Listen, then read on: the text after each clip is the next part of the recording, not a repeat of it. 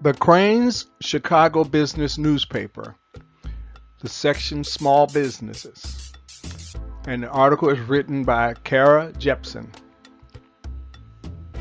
Entrepreneurs offer tips they've learned the hard way. No one would argue that starting a business is a learning experience, but more often than not, those first few months become a school of hard knocks, with lessons on anything from how not to trust your friends to how to outsmart the bank.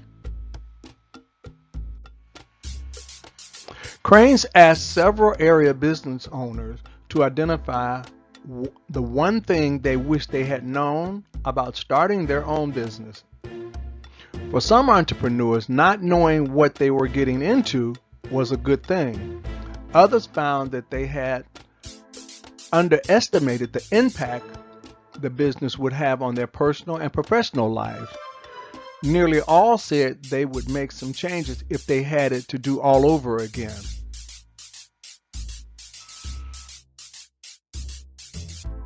In Chicago Business Newspaper, this is the article that they have written, and out of the 13 businesses that they had, I was the only one that they chose to use the picture. So naturally that made me happy.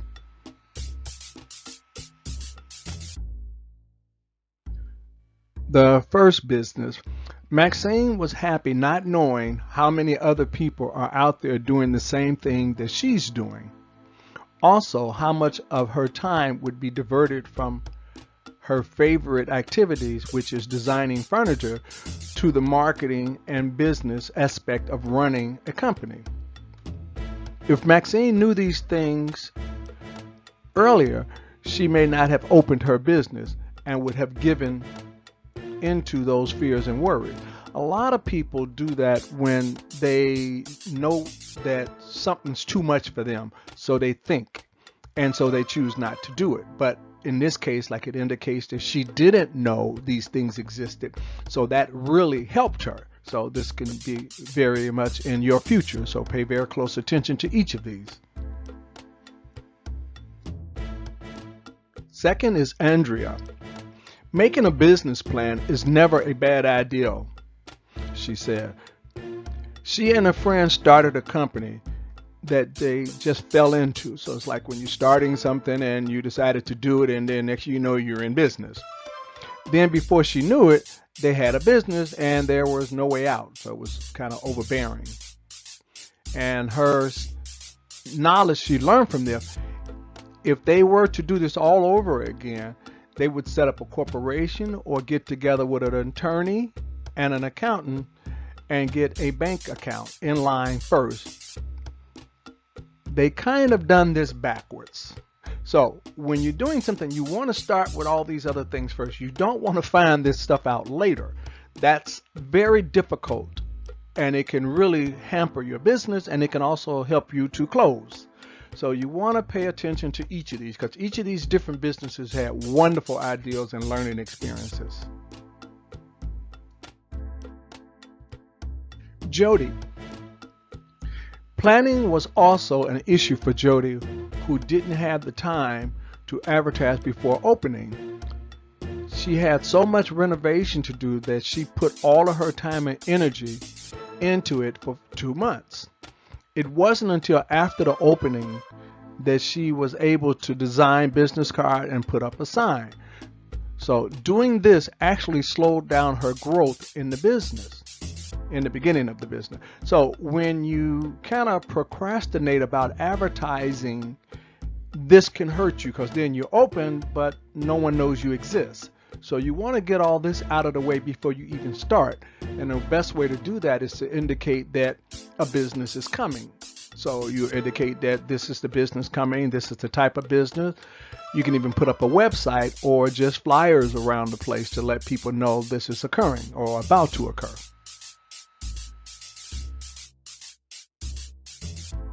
Denise feels that she would have thought twice before becoming a co-owner of a business. If she would have known the toll that it would take on her personal life, She was very glad that she didn't know the kind of commitment that she had to make, or she may have not done it. On the other hand, her business partner, Tricia, wishes she had a partner when she started 4 years ago, and this is when she met Denise. But when Denise came along or came on board at the end of the first year, her life changed drastically, and it also became so much more fun. And this was for Tricia, not for Denise. So when you're contemplating on becoming a partner with someone that's been in business or opening a business, you want to do your research and homework first. You don't want to find out after you sign the paperwork, because you're kind of stuck.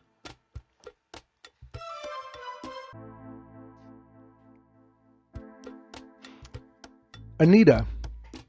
Anita has spent her career in an office setting with executives. Her new company now helps executives and their families relocate to the Chicagoland area. By opening her company, she did not know how much she would miss that old workplace. So in hindsight, maybe it was not so bad going into a lot of meetings that they had, and that she sometimes thought was unproductive. So therefore, by working with the company, which is a good idea, when you're working with a company, you want to learn as much as you can from that. Even things like this that she thought was unproductive, but she found out by doing this, she did learn a lot that helped her in her business.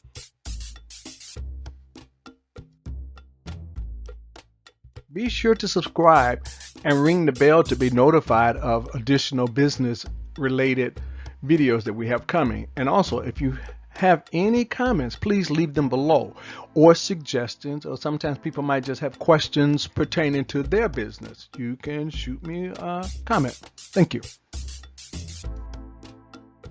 Rodney.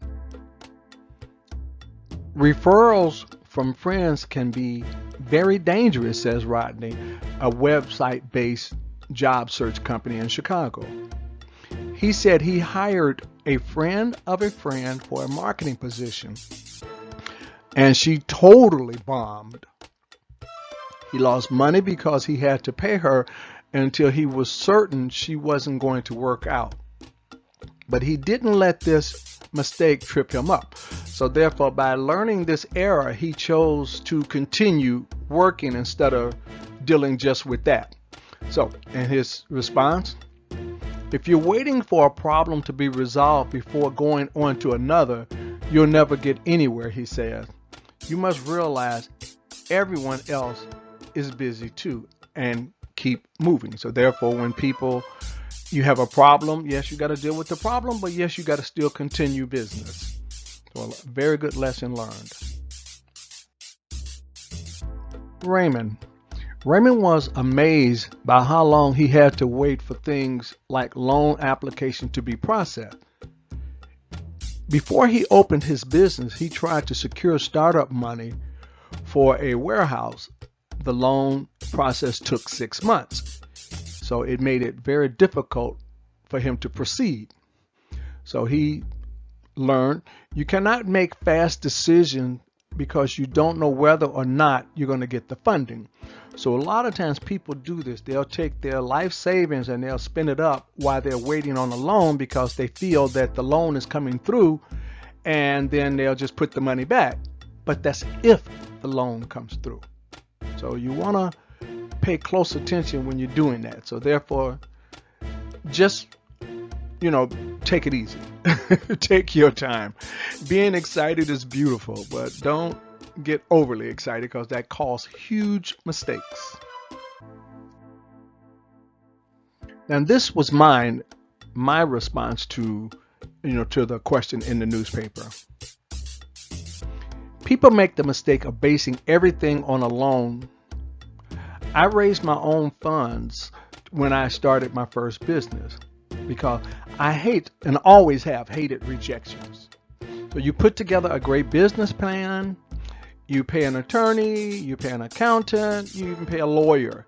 And then all of this, you send it in, and $2,000 later, you're told, no, you're not approved.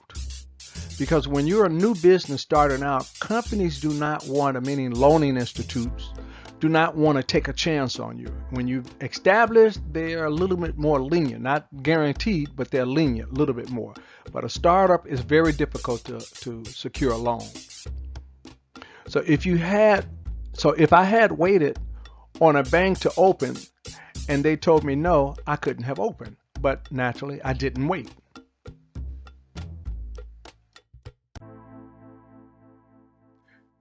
Deborah didn't wait for a bank loan when she started her business 18 years ago. The bank wouldn't have even talked to her with no credit history going into business. The prime interest rate at that time was 23%. So what she did, she asked friends rather to lend her money, and she decided that she would pay them back slightly over what their money market accounts were. And she signed a promissory note to do that. Now that's not necessarily the best idea, because many things can go wrong with stuff like that, and you definitely can lose friendships. But the only thing she neglected to do was raise enough money to pay herself a salary. During the first year of business, it created some turmoil at home, she says. So a promissory note with the bank or something, that's different. But when you're getting a lot of friends together and they're helping you or loaning you the money to do this, to me, that's not the best idea, because many things can go wrong. And so you want to be careful in doing that and think it out quite a bit before you do it. Andre learned the limits of bank financing when he started his company 4 years ago. He said they gave us just enough money to get us into trouble and not enough to get us out, he says. We were met with resistance even after they agreed to support us. So all the time what they say is not what they do. So you be careful of that. And the main thing you want to do with that too, you take your time and read it. A lot of times people are in this position and they're getting a loan and they're all excited and they fail to read the paper, all of the paperwork, because it's usually in there that indicates what's what on that, what they'll do, what they will not do. But his take from this was businesses need to be aware of how funding sources can hinder as well as help you. In his case, it was a hindrance.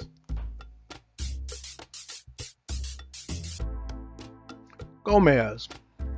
There's no such thing as too much information, says Mr. Gomez, who bought a White Hand Pantry franchise 4 years ago. His take: I would have done more research on obtaining the financial means to buy my store, he said. I also would have researched the location a bit more and familiarized myself with franchise law. If I had to do this all again, I checked into these things first, which is a very wise thing to do. A lot of times, again, people get the opportunity to do something like this, to buy a franchise, and it sounds beautiful and the meeting and everything was perfect. But if you don't read and do the necessary things, it can end up being a problem for you. So, as they say, read first. Melanie says she wished she would have known how to better anticipate their company growth. She had to move her Chicago-based cleaning and maintenance company 4 times in the 4-year history.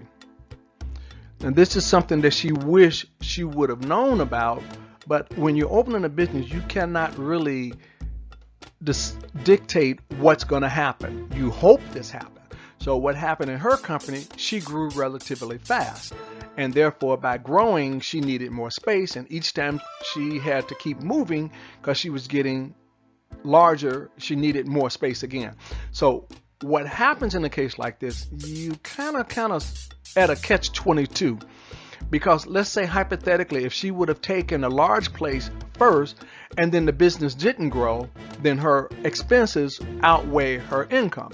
In this case, it was the reverse. But because of that, she spent a tremendous amount of expense time and financially and emotionally doing this, not to mention the work that goes in the move. Because every time you have to move, you got to pack up, you got to get this stuff organized, you got to rent this truck and do whatever and get it all to your new location. And then the down payment and all this. So it gets to be problematic. So that's something you kind of start with. Sometimes it's a good idea to hold small for a while.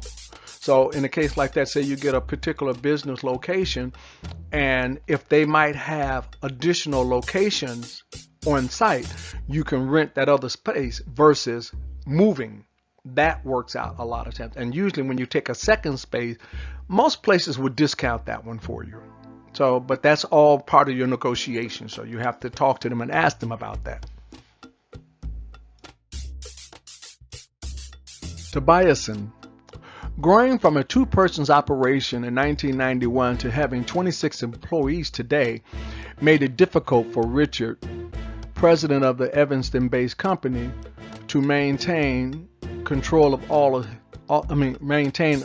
his company as well as all of his employees. It's important to keep an eye on the whole operation and not slack off and let someone else do it. Not necessarily did he want to be a micromanager, but he should have put an assistant into place to monitor the situation more closely, and they can provide feedback back to him. So you have a clear picture of what's going on. Because if you don't know what's going on, you don't know who's doing what. And somebody may be doing something that's very problematic for your business. So with him, the bottom line is that ownership means taking responsibility for both the good and the bad. It sounds so glamorous and fun to start your own business, he said, but you're the one that's creating the problem, and you're the one that has to solve them. There's no one else to blame. So take responsibility.